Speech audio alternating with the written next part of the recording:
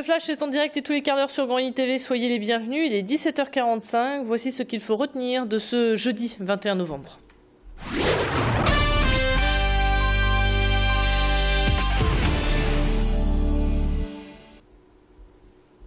À la une de cette édition, les salariés de la Redoute à Paris. Plus de 400 personnes sont parties en bus ce matin direction la capitale.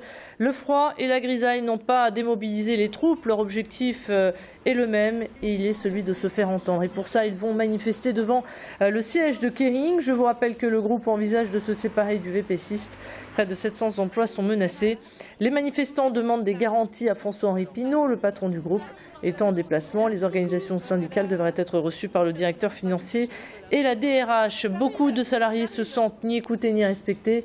Ce matin, il y avait de l'émotion avant de monter dans le bus. Bien sûr qu'il y a beaucoup d'émotions, bien sûr. Oui. Parce que bon, nous ne sommes pas respectés, donc.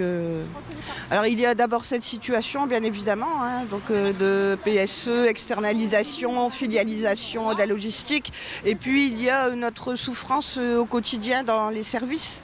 Et ça, cette souffrance, ça dure depuis des années.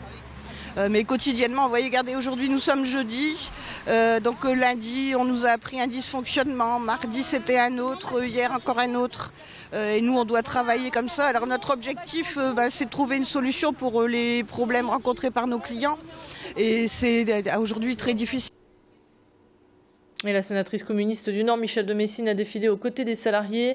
3 repreneurs sont en lice pour reprendre la Redoute. Le choix sera fait et rendu public d'ici la fin de l'année. Police municipale et nationale regroupées au même endroit, c'est une première et c'est la ville de Bourdin qui a l'honneur d'inaugurer le premier commissariat mixte en France. C'est dans ces locaux, refaits à neuf, que les policiers travailleront ensemble. L'idée est de simplifier les démarches administratives pour les habitants et de mutualiser les moyens pour les forces de l'ordre. Chaque service gardera néanmoins ses compétences respectives. Plus de précisions au micro de Bérénice Lemestre. Ils ont chacun leurs prérogatives, ils ont des bureaux séparés, donc ils assument leur mission les uns et les autres dans leurs compétences, mais par contre ils échangent régulièrement. Et j'ai même demandé au préfet tout à l'heure qu'on puisse obtenir une liaison directement sur la radio pour être encore plus efficace quand on est dans l'urgence, par exemple, qu'on puisse avoir les systèmes radio communs pour une meilleure efficacité.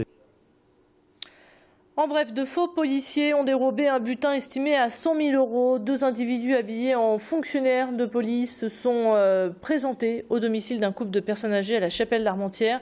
Après avoir montré quelques objets leur ayant appartenu, tout en leur expliquant qu'ils avaient été victimes d'un cambriolage, les malfaiteurs ont réussi à convaincre le mari de vider son coffre-fort à la banque. De retour au domicile, les faux policiers ont subtilisé le contenu, à savoir des bijoux et des lingots d'or. Une enquête a été ouverte.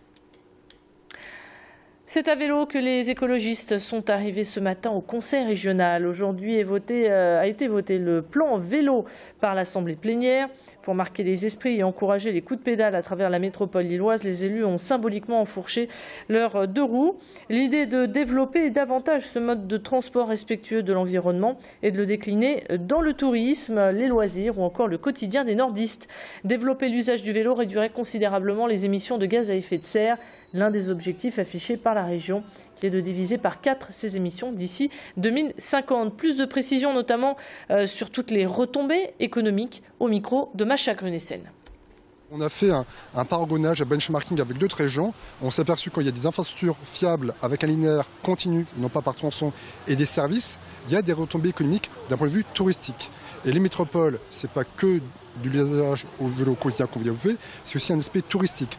Combien de Néerlandais, combien de Belges traversent la métropole et ont besoin, sans doute beaucoup de cyclistes, ont besoin d'infrastructures fiables, lisibles.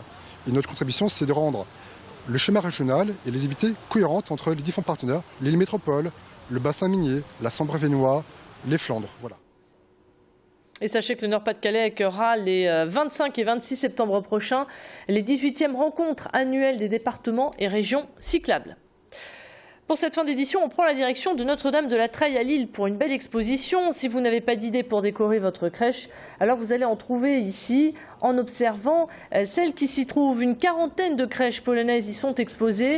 Et il n'y a qu'à les regarder pour imaginer tout le long travail qui a été réalisé. Et ce qui a demandé d'ailleurs beaucoup d'adresse, de patience et de précision. La majorité de ces crèches ont été fabriquées il y a 20 ans. Leur particularité, leur beauté forcément, mais aussi les matériaux utilisés. On écoute à ce sujet l'organisateur de cette exposition qui répondait aux questions de Bérénice Lemestre. Ces crèches ont une vingtaine d'années, ça se pratique toujours, mais de moins en moins, puisque un certain nombre de ces crèches ont été réalisées par des maîtres artisans, on va dire, qui ont été classés comme ça, même si ce n'était pas leur métier à la base, qui sont décédés. Et la transmission n'a pas forcément été faite. Et donc il y a un peu moins de personnes qui réalisent ces crèches. Une exposition à découvrir jusqu'au 5 janvier. C'est ainsi que s'achève cette édition. On se retrouve dans un tout petit instant pour faire le point sur votre météo et sur vos conditions de circulation. Soyez prudents si vous prenez le volant. Vous êtes nombreux à prendre la route et ça coince déjà. On verra où exactement. Restez branchés sur l'actualité. À tout de suite.